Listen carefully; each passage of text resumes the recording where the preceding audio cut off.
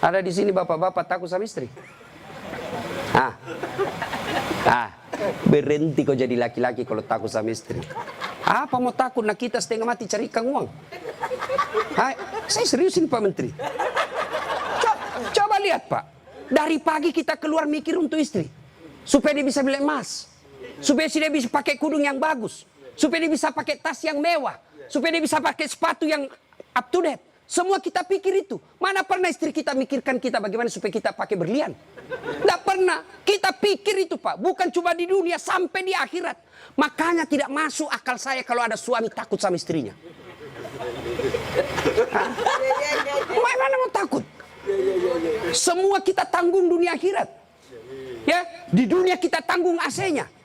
Di dunia kita tanggung cicilan mobil. Di akhirat kita tanggung lagi dosa istri. Lalu dia kasih takut-takut kita. Pret!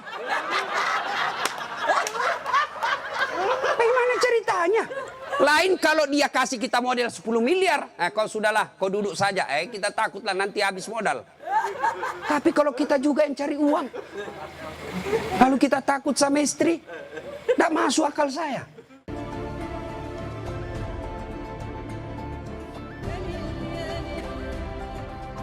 Akhirat. Coba lihat anak-anak kita sekarang Pak. Nauzubillah min zalik. Sedih kita lihat anak-anak kita Pak. Baru diberitahu satu, sudah 10 keluar dari mulutnya. Nah, sekarang pertanyaan, kenapa anak-anak kita begitu? Kenapa kira-kira? Apakah sepenuhnya salah anak? Tidak. 90% salahnya orang tua mendidik anak kita. Salah dari mendidik. Silakan baca hasil penelitian psikologi pendidikan. Silakan baca tulisan-tulisan di koran, di majalah tentang proses pendidikan. Silakan. Tapi keliru dan sesat ketika Bapak Ibu tidak buka Quran, khususnya surah Luqman untuk mendidik anak. Kita baca riset rujukan dari Eropa, rujukan dari Amerika. Tapi kita tidak pernah buka Quran dalam mendidik anak. Hakul yakin, kalau kita jauhi Quran mendidik anak, maka anak kita bisa jadi cerdas, bisa jadi jabatan tinggi, tapi tidak tahu sopan santun kepada orang tuanya. Kan orang tua kita sekarang merasa hebat kalau anaknya pintar bahasa Inggris. Ustadz, itu anaknya hebat betul tetangga saya. Kenapa? Itu belum SD itu Ustadz sudah lancar bahasa Inggris. Apa hebatnya? Banyak yang begitu. Masa banyak Ustadz? Silakan bapak-bapak ke Inggris. Tanya Pak Menteri. Tanya Pak Menteri. Itu anak-anak di Inggris dari kecil dia bahasa Inggris Pak. Bener. Ayo. Meskipun dia lancar bahasa Korea, bahasa Inggris. Kalau berdoa dia pakai bahasa Inggris. Oh my God, please help me my mother. Pasti dia pakai bahasa Bugis juga kalau dia orang Bugis. Ya kan? Ngapain Pak? Maka didik anak kita Quran kembalinya. Satu kisah. Rasulullah ke suatu tempat. Dalam perjalanan ke tempat tersebut, Nabi melewati pemakaman. Nabi lalu bersabda, langkahkan kakimu dengan cepat ketika lewat pemakaman. Seluruh sahabat mempercepat langkahnya. Sampai Nabi di tujuan. Selesai urusan, balik lagi dengan rute yang sama. Lewat di pemakaman, seluruh sahabat melangkahkan kaki dengan cepat. Karena tadi diperintah cepat, tanpa perintah Nabi, percepat langkah. Nabi katakan, tidak usah, kau santai aja jalan. Ya Rasulullah, tadi pergi disuruh cepat, sekarang kau tidak. Kata Nabi, tadi itu andai kau diberi telinga seperti pendengaranku. Tadi itu waktu pergi disiksa orang dalam kubur. Saya tidak mau lama-lama mendengarnya. Tidak tega saya mendengar dia disiksa. Maka saya mau jauh supaya saya tidak dengar. Waktu pulang tidak lagi. Kenapa? Saya dengar berita dari Jibril. Allah perintahkan hentikan siksaanmu wahai penyiksa di kubur. Tidak mungkin saya siksa orang tuanya di kuburnya. Sementara anaknya di dunia lagi belajar mengaji membaca basmalah. Bismillahirrahmanirrahim. Baru kalimat basmalah dia baca anaknya. Allah sudah katakan berhenti kau siksa anaknya, orang tuanya. Nabi tidak mengatakan saya dengar anaknya kursus bahasa Inggris. Anaknya kursus aritmatika. Anaknya kursus komputer. Tidak. Tapi apa? Quran. Maka didik anak kita Quran. Ya Pak ya, itu dosa anak-anak yang masih sekolah. Kalau kita ini yang sudah punya istri, model durhakanya, nah seperti tadi, lebih takut sama istrinya daripada ibunya. Ada di sini bapak-bapak takut sama istri. Berhenti kau jadi laki-laki kalau takut sama istri. Apa mau takut? Nah kita setengah mati cari ikan uang. Saya seriusin Pak Menteri. lihat Pak, dari pagi kita keluar mikir untuk istri. Supaya dia bisa beli emas. Supaya dia bisa pakai kudung yang bagus. Supaya dia bisa pakai tas yang mewah. Supaya dia bisa pakai sepatu yang up to date. Semua kita pikir itu. Mana pernah istri kita mikirkan kita bagaimana supaya kita pakai berlian? Tidak pernah. Kita pikir itu Pak. Bukan cuma di dunia, sampai di akhirat. Makanya tidak masuk akal saya kalau ada suami takut sama istrinya. Mana mau takut? Semua kita tanggung dunia akhirat. Ya, di dunia kita tanggung AC-nya. Di dunia kita tanggung cicilan mobil. Di akhirat kita tanggung lagi dosa istri. Lalu dia kasih takut-takut kita. Pret!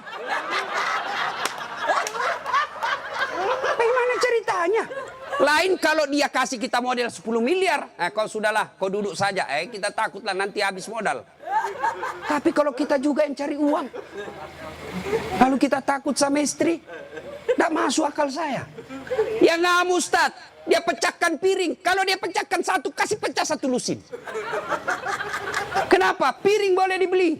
Harga diri sebagai suami tidak boleh diinjak-injak istri. Takbir.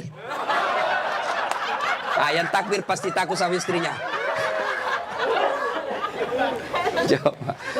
Nah, itu kan ada laki-laki dosa sama mertua, sama ibunya gara-gara takut sama istri. Contoh ya. Nih, dapat bonus di kantor. Lalu suaminya berkata, "Ma, ini kan COVID lama kita tidak kunjungi bapak di kampung. Kita kunjung tentu bawa wabah buat ibu bapak kita. Sudahlah, ini bonus kita transfer aja. Mudah-mudahan ini bisa digunakan ibu. Beli makanan kesukaan. Dia menikmati akhir usia senja." Apa kata istrinya? "Apa? Ibumu terus. Kawin kok sama ibumu? Nih dongo. Mana orang bisa kawin sama ibu? Ada kan ibu ngomong begitu, beleng-beleng. Ini asli beleng-beleng. Mana bisa pilih kok, mamamu atau saya? Mana bisa dipilih antara ibu dengan istri? Ini pilihan yang tidak masuk di akal. Kalau saya istri saya bilang begitu, ceraikan saya. Sini kok, saya ajar kok bagaimana isi formulir penceraian. Benar Pak, jangan sampai bapak berdosa gara-gara takut sama istri. Hilang berkah hidup rumah tangga kalau ibu takut sama istri berbuat baik sama orang tua gara-gara takut sama istri. Mestinya istri yang baik. Dia sujud syukur ketika mertua anaknya. Kenapa? Berdoa, "Ya Allah, mudah-mudahan anakku juga seperti ini ketika saya sudah punya istri, masih mengingat saya."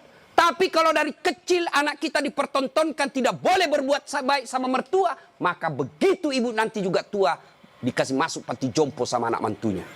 Si mau kok. Dengar ibu-ibu ya. Mestinya sujud syukur. Alhamdulillah saya punya suami perhatian betul sama mertua.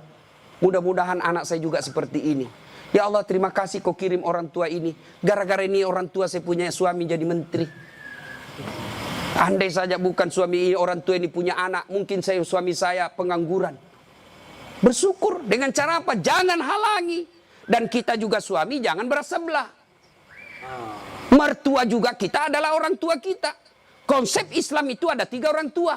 1 ibu bapak, 2 mertua, 3 orang yang pernah mengajari ilmu. Itu orang tua kita. Maka yang baik, datang ibunya suami, istri yang kasih hadiah. Datang orang tuanya istri, suami yang kasih hadiah. Malah jangan sembunyi-sembunyi.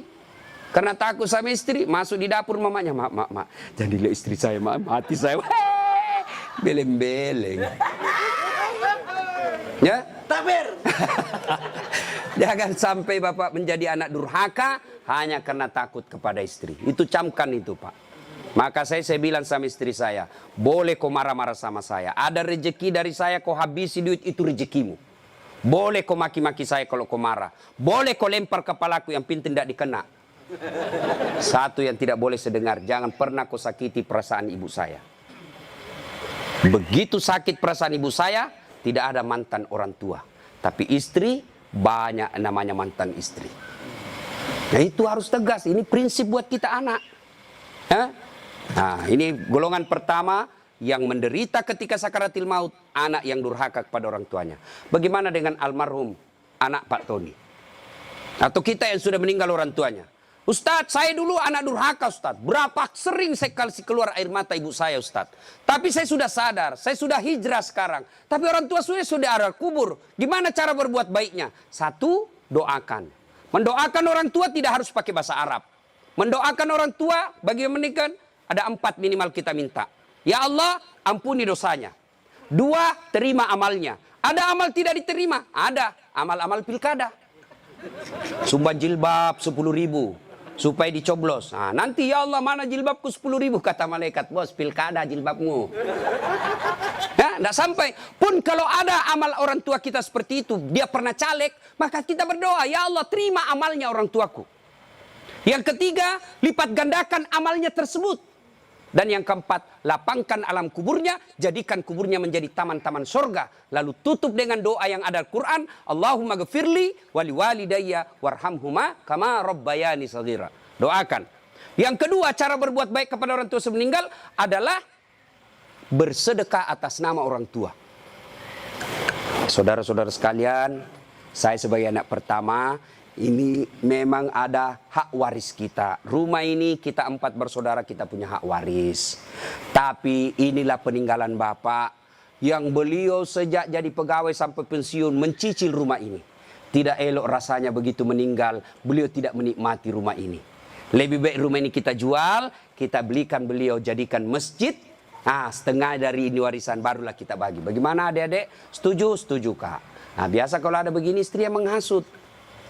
Apa kek, kau kan anak pertama, masa kau mau diatur sama adikmu, dongo ini. Nah, itu biasa itu begitu. Jadi penghasut. Nah, bersedekah atas nama orang tua. Ada lagi yang berkata tidak sampai kalau sudah meninggal Ustaz. Mau bukti bahwa sedekah kepada orang meninggal sampai? Mau bukti? Mau Pak? Mau, saya kasih bukti. Gimana caranya? Bapak meninggal dulu, saya kirimkan sedekah. Sebab yang begini alam gaib Pak, tidak bisa diakali. Kalau Bapak tidak percaya sudah mati duluan deh, saya kirim Fatihah dengan binatang kurban. Yang ketiga, cara berbuat baik kepada orang tua sudah meninggal adalah mengunjungi karib kerabatnya. Besok lusa anaknya almarhum ya masih hidup, teman-temannya Bapak ketika sudah usur, anaknya sudah menjadi pembesar, maka kunjungi karibnya. Itulah cara berbuat baik kepada orang tua yang sudah meninggal. Dan yang paling konkret, kalau mau berbuat baik kepada orang tua sudah meninggal adalah jadilah anak yang soleh atau soleha. Nah ibu bapak saudara-saudara sekalian. Nah ini yang perlu diluruskan. Orang datang melayat, 1, banyak nginjak-nginjak sunnah Nabi. 2, tidak ada manfaat buat orang meninggal. 3, datang bawa dosa. Coba lihat prakteknya saya lihat ini. Kenapa saya bilang datang bawa dosa? Datanglah ibu-ibu gaul. Kudung hitam. Baju hitam. Rok hitam, kacamata hitam, payung hitam. Saya tanya, kenapa hitam-hitam? Dia bilang, Ustaz, selebriti. Tidak, sunnah itu putih-putih. Dosa enggak hitam-hitam? Tidak, tapi dicintai Allah dan Rasulnya kalau bapak ibu pakai putih-putih. 2, datang tambah-tambah dosa. Itu tadi sunnah Nabi. Yang kedua, datang tambah-tambah dosa. Kenapa tambah-tambah dosa? Datang cerita jelek aja orang Pak. Lewat 1, terutama ibu-ibu tuh. Mulai pintu dia lihat Pak, mulai dilihat dari ujung rambut sampai ujung kaki. Lewat si Kobi itu kata orang Bugis, si Kobi nih. Apa? Dia tidak cerita tapi mulutnya matanya sinis. Kenapa? Lipstiknya palsu. Kenapa kau tahu? Melengket di giginya. Sudah 1 dia gosip, lewat lagi 1. Tidak serasi kudunya sama roknya. Dia bilang iyo kayak umbul-umbul. Bahkan Ustadz pun digosipnya. Lewat Ustadz Dasar, itu juga bajunya yang di YouTube. Tadi saya lewat, ada saya dengar, itu juga bajunya yang di YouTube itu Pak Ustadz. Kenapa? Saya pakai baju kau yang sibuk. Nah, itu gosip. Maka ibu majelis taklim saya di Makassar, saya anjurkan. Ibu datang melayat, 1, ada wudhu. 2, bawa Quran minimal surah Yasin. 3, begitu datang, ibu baca Yasin bareng-bareng. Tidak bisa baca Yasin bareng-bareng, itu majelis taklim yang baik. Ketua majelis taklimnya, saudara-saudara sekalian, mari kita baca Yasin bareng-bareng, saya pimpin. Itu majelis taklim yang manfaat. Bukan ngurus baju seragam. Apalagi memanfaatkan pilkada. Pak, anggota majelis taklim saya 300 Pak.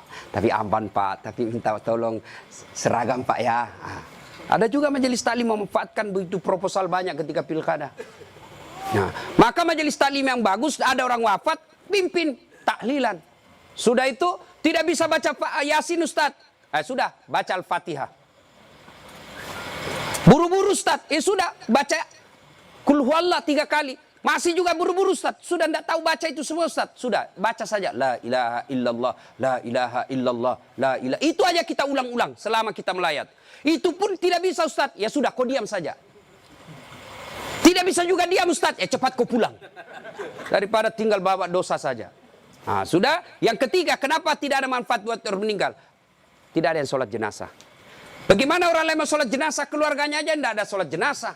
Mantunya sibuk ngurus ambulans, iparnya sibuk ngurus tenda, anaknya sibuk ngurus konsumsi. Tidak ada ikut sholat jenazah. Orang lain yang sholat jenazah. Orang lain belum tentu ikhlas. Banyak yang sholat Ustaz. Kenapa banyak? Karena bapaknya menteri. Jadi tidak ikhlas orang. Tapi coba kalau keluarganya, pasti ikhlas. Saya hampir jarang sekali melihat ibu-ibu sholat jenazah. Jarang. Maka jangan heran ketika ibu meninggal, sedikit juga yang sholat jenazah. Kenapa? Karena waktu hidup, jarang dia sholat jenazah. Maka wafatnya pun sedikit yang sholat jenazah. Ustaz tidak muat rumahnya Ustaz, di teras. Ustaz tidak ada air, tayamum. Ustaz tidak ada air, boleh tidak wudu. Imam Syafi'i mensyaratkan wudu, Imam Ahmad boleh tidak wudu. Karena itu bukan sholat, dia hanya doa. Saya tidak tahu bacanya Ustaz, ikut saja sama imam. Yang penting takbir 4 kali, jangan ruku. Kalau bapak ruku, siap-siap malu sendiri. Nah, ini cerita, wallahu alam benar atau tidak. Cerita ini takbir imam. Allahu Akbar, takbir juga dia. Allahu Akbar. Takbir kedua imam, Allahu Akbar, dia ruku. Dia, kenapa saya sendirian ruku ini? Takbir ketiga imam, dia sekalian sujud deh. Dia sujud. Pas selesai sholat ditanya, kenapa kau sujud? Dia bilang ini orang banyak sekali dosanya. Tidak diampuni kalau tidak ruku. Supaya habis sekalian, ya sekalian saya sujud. Ini jawaban orang kepepet. Nah ibu bapak, saudara-saudara sekalian. Ya. Habis baterainya. Ibu bapak yang saya muliakan. Masuklah, diantarlah kita. Diantar ini lagi yang banyak kadangkala mempermalukan Islam. Saya tidak tahu kalau di sini. Saya melihat kalau di daerah sebagian Makassar Pak, orang meninggal, kala-kala demo Pak. Naik di mobil dia putar bajunya, orang mati, wah minggir. Sampai mobilnya orang dilempar, jangan begitu. Ngapain buru-buru? Jadi sebelum diantar jenazah, keluarga yang berduka pidato. Terima kasih Bapak Ibu sudah memberikan kami dukungan moral. Tapi tolong jangan mempermalukan kami di jalan. Jangan lagi menambah duka kami dengan mengganggu pengguna jalan yang lain. Saya kalau pergi mengajar tiba-tiba jenazah di mobil jenazah. Bagus cara pengantarannya. Saya minggir Pak, saya kirimkan Fatihah. Kirim Fatihah untuk Rasulullah, saya ikutkan jenazah yang diantar. Tapi kalau menakutkan tidak ada yang mau doakan. Ya? Ngapain buru-buru? Ngapain buru-buru? Kan ada lagi yang paham, tidak tahu dari mana dia belajar. Katanya kalau terlambat disiksa. Bagaimana ceritanya? Kalau dilewati 5 manu, disiksa orang meninggal. Orang meninggal kalau dia... Itu orang sholat, bagi orang yang hidup, orang meninggal, tidak bakal dia disiksa gara-gara dia terlambat dikubur. Ngapain buru-buru? Itu juga sudah ada anunya, liangnya sudah siap. Semua apa perluan pemakaman sudah siap. Apalagi kalau ada wasiat orang yang meninggal. Jangan kau kubur saya sebelum anakku datang dari Amerika. Wajib kita tunggu. Itu wasiat. Ada 7 kewajiban orang hidup terhadap orang mati. 1 diantaranya wasiat. Kecuali wasiatnya bertentangan agama atau melanggar mengandung mudarat. Misal, jangan pernah kau kuburkan saya di tempat kopi. Kuburkan saya di kampung. Tapi keputusan pemerintah karena dia wafat karena COVID, ya boleh tidak diamalkan wasiatnya. Kenapa? Karena dia mengandung mudarat. Atau dia bilang kuburkan saya di kampung. Tapi begitu mau dikuburkan ada badai, tidak bisa nyebrang pulau. Boleh itu karena di luar kemampuan kita. Atau besok-besok saya meninggal kasih narkoba di atas kuburku. Karena dia pecandu narkoba. Tidak boleh itu Pak, melanggar ya. Jadi Bapak, saudara-saudara sekalian. Nah, sampailah kita di pemakaman. Nah, ini juga yang perlu diluruskan. Berapa banyak orang yang sampai pemakaman tidak melaksanakan sunnah Rasul. Diajarkan begitu sampai pemakaman, ucapkan Assalamualaikum ya ahlal kubur. Ya, tidak tahu itu cukup. Semoga keselamatan bagi kemuliaan ke semua penghuni kubur. Insya Allah saya ikut menyusulmu. Nah, ada lagi pelanggaran yang kita lakukan apa? Menginjak-injak batu nisan. Tidak boleh sama menduduki batu api neraka itu Pak. Ada yang sampai duduk sambil merokok di atas batu nisannya orang. Tidak boleh.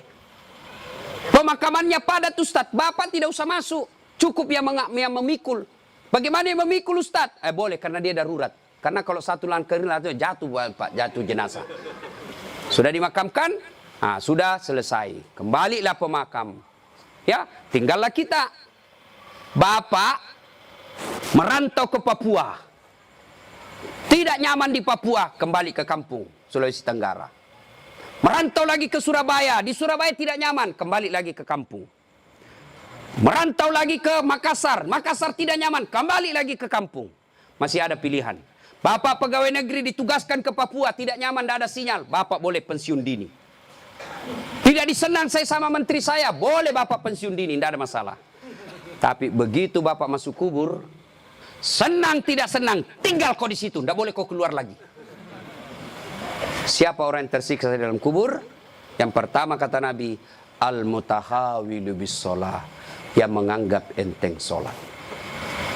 Orang yang menganggap enteng sholat, Pak, jangan, sudah. Sholat itu di akhirat nanti barcode. Bapak beli elektronik kan sekarang pakai barcode, ya kan? Bapak begitu setor jualan, berarti ini boleh bawa.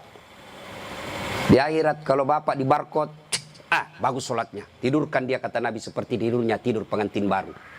Tapi di barcode, hilang, redup-redup. Ini macet. Ini sholat Jumat, hari Jumat saja. Paling terlambat datang, paling cepat pulang. Orang khotbah dia tidur.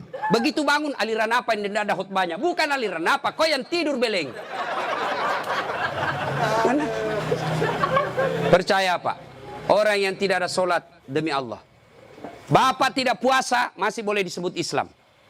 Bapak tidak haji, masih boleh disebut Islam. Bapak tidak bayar zakat, masih disebut Islam. Tapi tidak sholat, Imam Syafi'i menghukuminya, disuruh bertobat dan dia tidak mau, boleh dihukum mati. Itu kalau Imam Syafi'i. Disuruh sholat dan dia tidak mau. Disuruh bertobat dia tidak mau, kata Imam Syafi'i, boleh dia dihukum mati. Begitu pentingnya sholat. Ketika Allah perintah puasa, ayat saja turun. Allah perintah haji, ayat saja turun. Allah perintah zakat, ayat saja turun. Allah perintah sholat, tidak boleh ayat turun. Rasulullah dijemput oleh 4 malaikat menghadap kepada Allah. Kenapa ini perintah penting? Diberikan perintah sholat. Pak Menteri, ada himbauan kepada seluruh kepala daerah se-Indonesia, hanya berupa himbauan cukup WhatsApp dalam grup. Tapi kalau itu berupa SK yang penting, Gubernur datang kantor menteri. Kenapa? Ini penting. Tidak boleh kau di WhatsApp. Sholat demikian pentingnya, sehingga Nabi harus diundang menghadap. Itulah disebut Isra dan Mi'raj. Bapak kerja jadi Grab, jadi menteri. Munafik kalau Bapak katakan, bukan untuk dunia saya. Bohong. Kita bekerja apapun profesi kita untuk memperbaiki dunia. Lalu siapa yang punya dunia? Allah Subhanahu wa ta'ala. Artinya, mustahil dunia dalam genggaman kalau yang punya dunia Bapak jauhi. Saya kasih contoh. Saya akrab dengan Pak Menteri. Saya datang ke Jakarta. Pak Menteri, saya mau jalan-jalan Jakarta ini, tapi tidak ada mobilku Pak Menteri. Kata Pak Menteri, aman terkendali Ustadz. Pak Menteri telepon ajudan. Ajudan, siap Pak Menteri. Itu ada Ustadz Dasat, kau jemput dia. Nanti dikena lagi kita di ceramah. Kau jemput dia. Kasih mobil yang bagus, kasih pengawalan, jangan lupa kasih pembeli pulsa. 1 jam kemudian datang ajudan. Tapi Pak Ustadz, kiriman Pak Menteri. Aman, selesai masalah saya di Jakarta. Kenapa? Saya akrab sama Pak Menteri. Anda dari Makassar tidak pernah ketemu, tidak pernah silaturahmi, tidak pernah didengar namanya, tidak pernah lihat. Assalamualaikum Pak Menteri. Boleh pinjam mobilnya? Siapa ditelepon Pak Menteri? Ajudan? Bukan. Siapa? Kapolres. Tangkap itu, penipu. Tidak pernah ketemu pinjam mobil. Pasti penipu itu. Demikian juga dengan Allah. Bapak tidak pernah sholat. Tiba-tiba sakit, ya Allah, saya sudah capek sakit, ya Allah, sembuhkan penyakitku. Allah berfirman, malaikat, karena dia sudah capek sekali cabut nyawanya. Sholat Pak. Apa alasan Bapak tidak mau sholat? Coba bilang, ayo malas sholat ini. Ayo, bilang kok apa? Saya tantang kok ini hari. Paling ibu-ibu haid. 3 kali haid 1 bulan. Kenapa tidak sholat? Lagi mens. Kenapa tidak sholat? Datang bulan. Kenapa sholat? Iya, halangan. Itu aja, semua itu 3 kali 1 bulan. Mana bisa. Bilang suaminya, kenapa belum sholat ibu? Biasanya cuma 5 hari, ini kok sudah 7 hari belum sholat. Orang belum bersih. Masih ada sedikit-sedikit. Dia bilang suaminya, kok bohong ya? Apa bohong? Saya kasih lihat kau. Beleng-beleng. Apa kasih lihat dong kok? Ya. Apalagi ibu-ibu banyak ndak sholat. Kalau ada pesta pengantin, mukanya dikira tembok. Coklat, biru, krem, abu-abu. Nah. Apalagi banyak ibu ndak sholat. Gara-gara apa? Jilbab. Jilbab sakaratil maut. 3 lapis. Saya ini keliling-keliling ceramah Pak. Saya ke Brunei, itu ibu di sana siku 3 saja kasih peniti selesai. Di Malaysia juga begitu, Filipina Selatan juga begitu. Saudi lebih gampang masuk kasih selesai Pak. Di sini la haula wala quwata illa billah. Bingung saya bisa lihat, dia pengantin gimana caranya dipakai ini ya. 3 lapis Pak, ada miring-miring sedikit.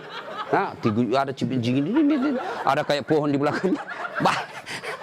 Begitu dia bilang suaminya, Bu, kau pergi sholat. Sadar kok Pak, saya sadar, saya suruh kau sholat, bis sholat. Kau ndak lihat ini Pak, 1 jam dipakai ini jilbab. Dongo. Gara-gara jilbab ndak sholat, beleng-beleng. Ya nggak tahu Bu, saya suruh sini sholat Pak. Adik-adik, saya bisa cerita seperti ini karena saya alami. Percayalah Pak, mustahil Allah sengsarakan hidupnya orang baik sholatnya. Tuhan apa yang sengsarakan hidupnya orang baik sholatnya? Udahlah Pak, Bapak mau dekat sama Pak Menteri, ndak usah cari muka sama Menteri. Muka Bapak sudah bagus. Ada juga siapa? Ya, cemen lu men. Kerja aja yang baik. Selebihnya sholat, minta kepada Allah. Kecil buat Allah jadi menteri. Kecil buat Allah dapat proyek, kecil. Jangankan yang tidak masuk, yang masuk akal. Tidak masuk akal Allah kasih. Masuk akal ndak manusia dibakar hidup-hidup bisa hidup? Masuk akal ndak? Nggak masuk akal, tapi kalau Allah mau, Ibrahim alaihissalam dibakar keluar kedinginan. Masuk akal nggak perempuan hamil tidak pernah disentuh laki-laki? Kata ilmu kedokteran, nggak mungkin Ustaz, tapi kalau Allah yang mau, Siti Maryam. Akhir Isa tanpa pernah disentuh laki-laki. Cuma sekarang banyak perempuan mau sayangan Siti Maryam. Ada suaminya, ada anaknya, beleng-beleng. Coba. Coba. Subhanallah. Banyak kejadian tidak masuk akal tapi terjadi. Masuk akal enggak orang bisa hidup dalam perut ikan? Ada pernah masuk perut ikan? Kalau saya ikan masuk dalam perutku. Kalau Allah yang mau, Yunus alaihissalam 40 hari dalam perut ikan, hidup keluar dengan selamat. Apalagi sekedar punya mobil kecil buat Allah, kecil.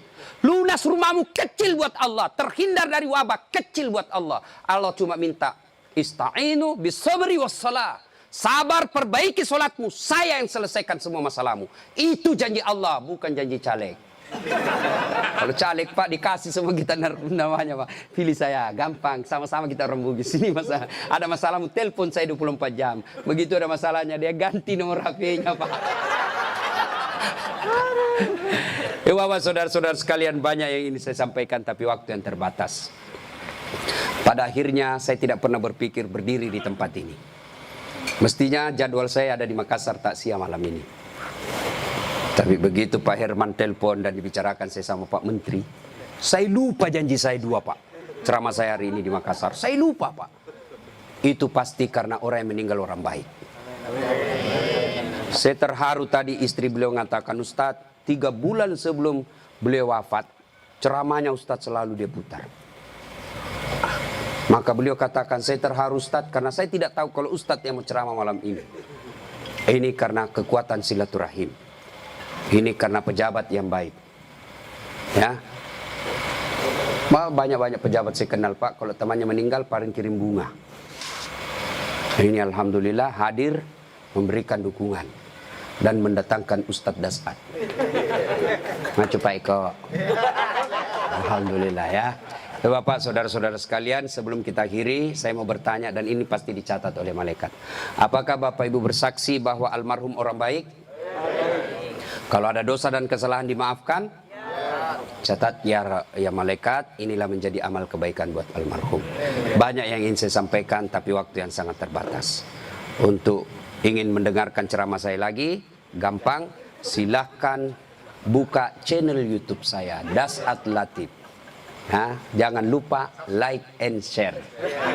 Atau di Instagram @latif 1212. Terima kasih. Sebagai kesimpulan, kullu nafsin sa'ikatil maut. Semua yang hidup pasti akan mati. Al mautu babun. Mati adalah pintu yang setiap kita pasti melewatinya. Karenanya yang jadi masalah sesungguhnya bukan mati itu. Yang jadi masalah adalah sudah siapkah kita menghadapi kematian itu. Dan apa bekal sebaik-baik dalam menghadapi kematian? Satu diantaranya takwa. Dan takwa itu operasionalnya, wujud nyatanya. Birrul walidain, berbuat baik kepada kedua orang tua. Dan peliharalah sholat dengan sebaik-baiknya. Demikian, lebih dan kurangnya mohon dimaafkan. Nun wal kalam ya misturun. Billahi fisabilil haq. Sebelum kita akhiri, mari kita kirimkan suratul Fatihah kepada Rasulullah Muhammad SAW. Khasiat dan keutamanya kita ikhlaskan untuk almarhum Bapak Tony Effendi bin Muslim Effendi. Ila hadratin Nabi Mustafa Muhammad SAW. Summa hususil ruhil almarhum Tony Effendi bin Muslim Effendi. Al-Fatihah.